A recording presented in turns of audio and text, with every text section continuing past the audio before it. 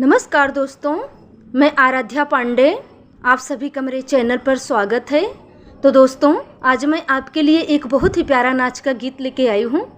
तो आइए सुनते हैं। बल्लम मेरे